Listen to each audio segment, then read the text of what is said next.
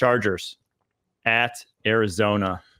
Cough it up late. Lose 15-17 on a game-ending field goal for the Arizona Cardinals. Kind of snuck away with it because Chargers moved the ball 350 yards passing for Justin Herbert. You get that, I think it was Jalen Reagor. It was like 50 yards down the left side. He fumbles into his own end zone. This is a crime. You, me, and JJ talked about this.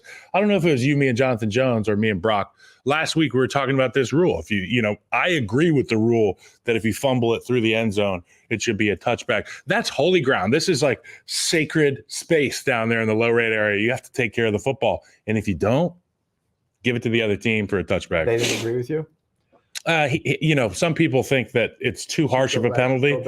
I think that it's just right. I never. It's a sacred place. I can't believe they didn't. I thought Jalen Reagor stepped out. No, he didn't. You looked at the review of it. You didn't know. It all happened too quick. The ball was gone before he stepped out. Yeah. I thought like his first step, the left foot. And then the way that ball just kind of stayed on the edge.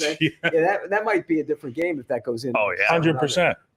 Herbert was outstanding. I mean, considering who he's throwing to, I mean, he was outstanding. But they couldn't run the ball, and that's supposed to be their bread and butter. They couldn't run the ball at all, and that's not a great Cardinals defense, which was a little bit surprising to me. That's a stinging loss for the Chargers. I mean, it really is. And kudos to the Cardinals, by the way. You got to give that staff a ton of credit, because that's not a talented defense, particularly. Murray can create some things in the offense. They got to get Marvin Harrison going. I think it might be a problem there. And the other guys are all playing. Everybody's coming along. I mean, if you had to rate the rookie receivers right now and that were taken in the first round, he would be number 4. Yep.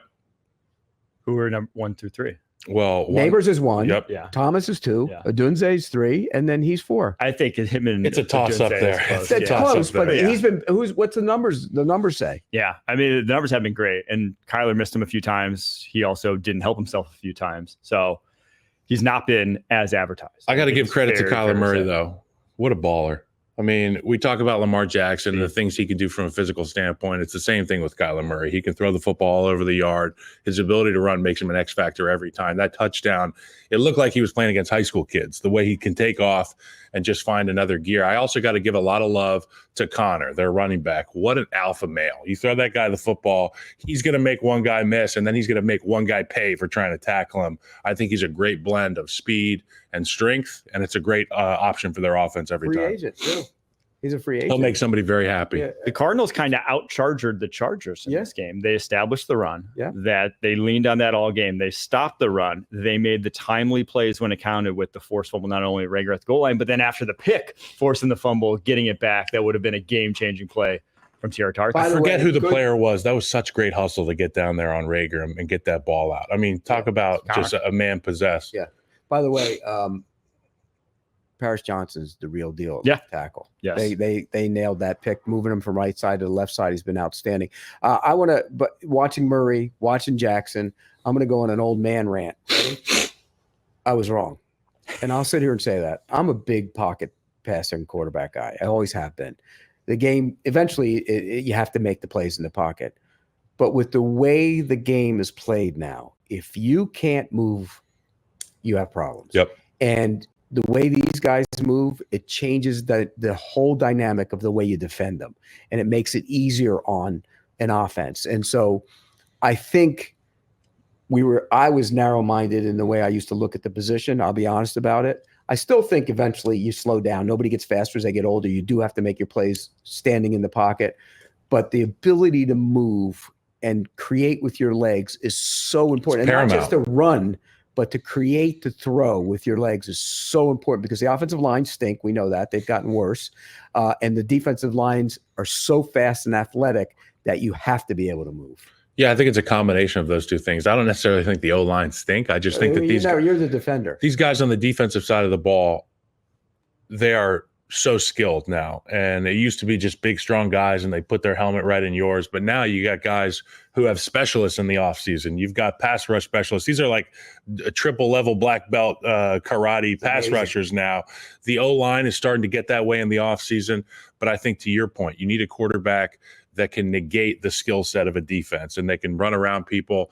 And if you're an OC and you have the ability to get your guy into half field looks with the naked boot stuff and the ability to extend plays on the outside, that makes you that much more dangerous. Because if you're preparing for a quarterback who's in the pocket, your rush plan can be more cumbersome and it can be a little bit sexier. You have to play defensively as a defense when you got a quarterback who can run. By the way, when Brady Quinn was here, he used to defend every quarterback that was around. We had a siren, the quarterback defender siren. Now we have morphed over into the offensive line defender. What I did was the most anti-O-line thing. I gave credit to the defensive line. You said, the offensive lines don't stink. Well, I think the majority of them do. I disagree. I think that offensive line is probably the hardest position on the field. Hardest position to play. It's tough. No, it's the and the guys on defense are getting more versatile and they're getting more athletic and more explosive. Like, I can't think of a harder gig than playing offensive line. I do think that is, though, just the athletes we're seeing. I think I talked about this early in the season. Like Von Miller, if you go back and look at Von Miller's combine numbers, there were 2 guys in this year's draft that had better across the board than Von Miller coming. And Von Miller was billed as like this unbelievable one-of-one athlete. Alien. And you're seeing those every year now. And it's like, yeah, they're maybe not as skilled as Von Miller, and Von Miller still is an alien. Not going to debate that. But you're just getting a caliber of athlete that just was not there 15 years ago nearly as much. Plus the looks on defense are so much more complex than what even 10, 15 years ago. And that makes it tougher for a quarterback to stand in there and an offensive line to protect them, which is why that ability to move is so important. And if you don't have it, you have like a statuesque quarterback is going to have problems in this league. When I was coaching high school ball 2 years ago, or let's say when I was playing high school ball 20 years ago, we used to get the biggest guys and say, you're playing offensive line, big guy, you're playing defensive line. Oh, you got some shit to you? We're going to have you on the defensive line. You probably won't mind tackling and hitting. When I went and coached 2 years ago, I wanted the most athletic guys on the defensive line because I wanted to present that mismatch. And that's kind of what we're seeing now. I would take a kid that 20 years ago, you would have said, oh, he's 6'4" and can run like a deer. Let's put him at X receiver, have him run by people. I'm like, that's all well and good. You can do that on the offensive side of the ball, but you're going to rush the passer because you're a physical mismatch. And there's no matchup that is more powerful than having these guys that can really get to the passer. And to your point, you need to now have the ability to respond as an offense with a quarterback that can negate their strengths. So the game is changing. And to your point, you can't have a statue back there anymore. What would Peyton Manning be in today's game? I mean, he's still Peyton Manning because the ball gets out and he sees it before everybody else. He'd still be able to play.